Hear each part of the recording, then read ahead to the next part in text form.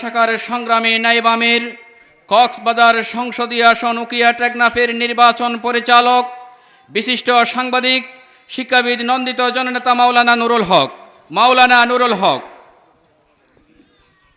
আউযু বিল্লাহি মিনাশ শাইতানির রাজিম। বিসমিল্লাহির রহমানির রহিম।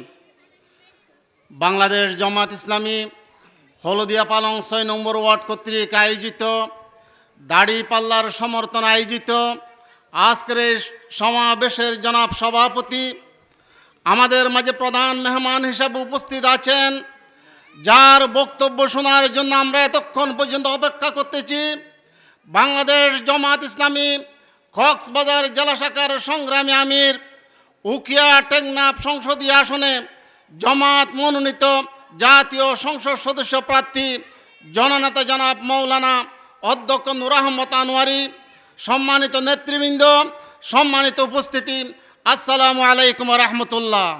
সংক্ষিপ্ত সময়ে একখান হতা ওনারার হইতাম স্যার।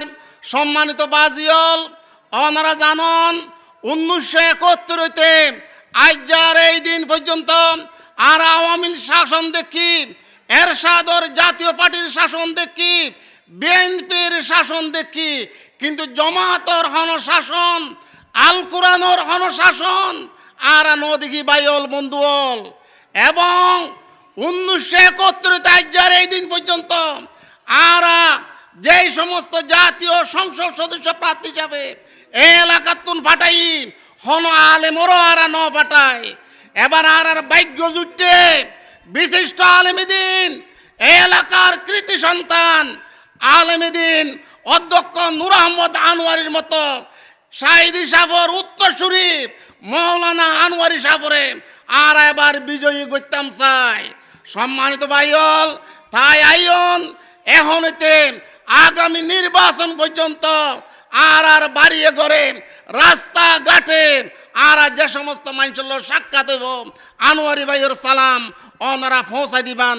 এই বক্তব্য, এই আহ্বান রাখি আর বক্তব্য শেষ করলাম। আসসালামু আলাইকুম রহমতুল্লাহ।